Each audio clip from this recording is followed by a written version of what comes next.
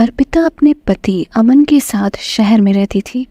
अर्पिता देखने में बहुत खूबसूरत थी और उसे अपनी खूबसूरती का बहुत गुरूर भी था। वो अक्सर खुद को आईने में निहारती रहती और मन ही मन खुश हो रही होती। वो हमेशा ऐसा सोचती थी कि अमन कितना खुश नसीब है जो उसे मेरी जैसी खूबसूरत बीवी मिले। अर्पिता का पूरा ध्यान हर वक्त खुद को सजाने संवारने में ही बीतता था। वो घर में भी हर वक्त अच्छे कपड़े पहने और मेकअप किए रहती थी। एक दिन शाम को वो छत पर खड़ी थी और आसपास देख रही थी। तभी उसके घर के ठीक सामने सामान से लदा एक ट्रक और उसके पीछे एक कार आकर रुके। सामने वाले घर में नए किराएदार आए थे। अर्पिता ने देखा कि एक पति पत्नी और उनका छोटा बच्चा कार से उतरे और ट्रक के पास जाकर खड़े हो गए। अर्पिता ने देखा कि आदमी एक सुंदर कद काठी का था, पर उसकी पत्नी एकदम सांवली थी। अर्पिता ने सोचा कि पता नहीं इस आदमी ने सांवली लड़की से कैसे शादी कर ली। थोड़ी देर वो ट्रक से सामान उतरते देखती रही। फिर वो नीचे अपने घर में आ गई। घर में आते ही सबसे पहले वो शीशे के पास गई और खुद को जी भरकर निहारा और मन ही मन सोचने लगे कि पता नहीं उस सांवली लड़की को उसका पति पसंद करता भी होगा या नहीं। रात को उसने अमन को भी अपने नए पड़ोसी के बारे में बताया, पर अमन ने उसकी बातों पर गौर ही नहीं किया। अब अर्पिता का ध्यान हर वक्त अपने नए पड़ोसी के घर पर और खासकर उस सांवली लड़की पर रहता। वो देखती कि हर सुबह वो सांवली लड़की गोद में अपने बच्चे को लिए अपने पति को दरवाजे तक छोड़ने आती और उसका पति भी हंसता मुस्कुराता हुआ अपने बच्चों को प्यार कर रोज ऑफिस जाता।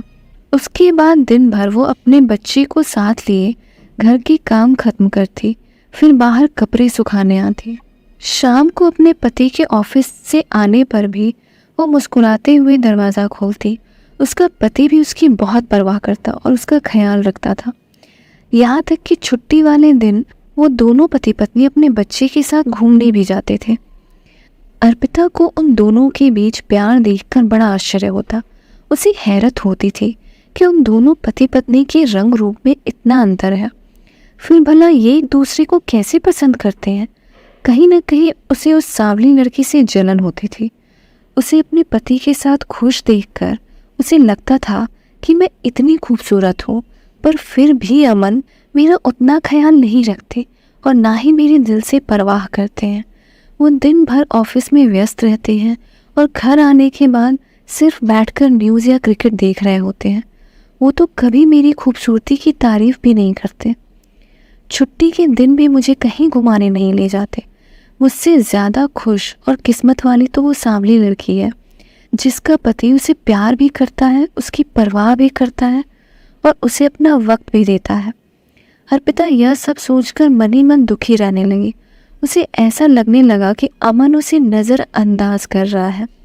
उसके अंदर अपने रिश्ते को लेकर करवाहट बढ़ती ही जा रही थी। एक दिन छुट्टी का दिन था। अर्पिता ने देखा कि सुबह सुबह ही उसके नए पड़ोसी कार में बैठकर कहीं चले गए। उन्हें जाते देखकर अर्पिता ने सोचा कि बहुत दिन हो गए हैं, हमें भी कहीं बाहर जाना चाहिए।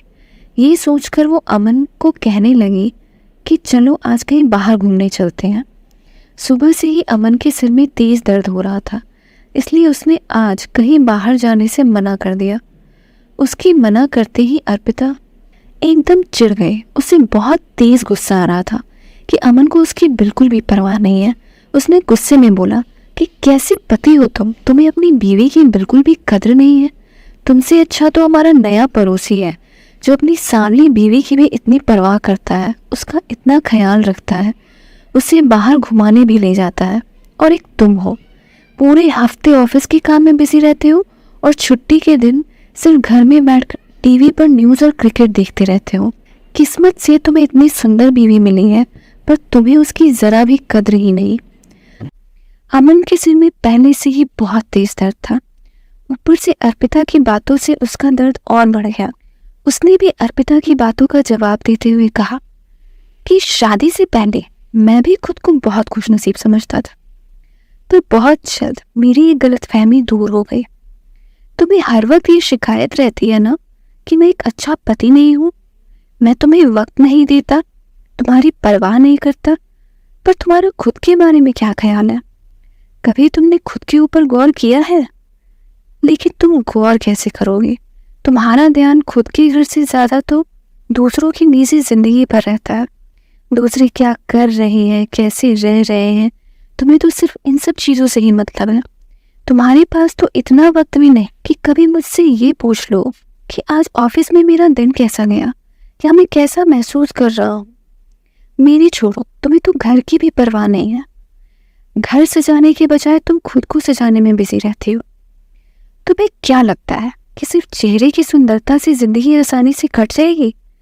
किसी भी रिश्ते को निभाने के लिए दिल में एक दूसरे के लिए इज्जत और एहसास होना जरूरी है।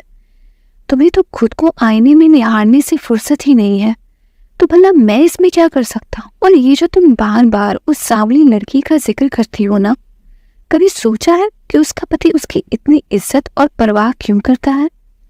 क्योंकि भले ही शक्ल सूरत में तुम्हारी तुलना में कम हो, पर वो सीरत की जरूर अच्छी होगी। वो दूसरों की जिंदगी में झांकने के बजाय अपनी घर गृहस्थी पर ध्यान देती होगी, अपनी जिम्मेदारियों को दिल से निभाती होगी। यह कहकर गुस्से में अमन घर से बाहर चला गया।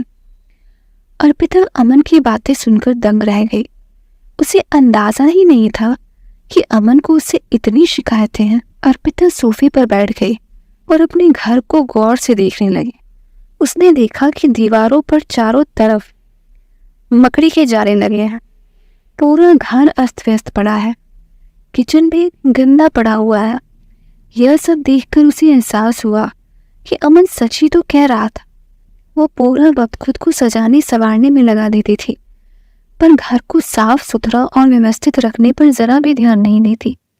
उसके घर को देखकर ऐसा लग रहा था जैसे यहाँ महीनों से ढंग से सफाई नहीं हुई। अर्पिता उठी और झाड़ू लेकर पूरे घर की सफाई में जुट गई। उसने ठान लिया था कि वो आज पूरे घर की सफाई करेगी।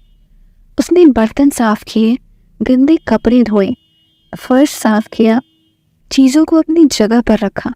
यह सब करने में उसे पूरे 3 घंटे लग गए।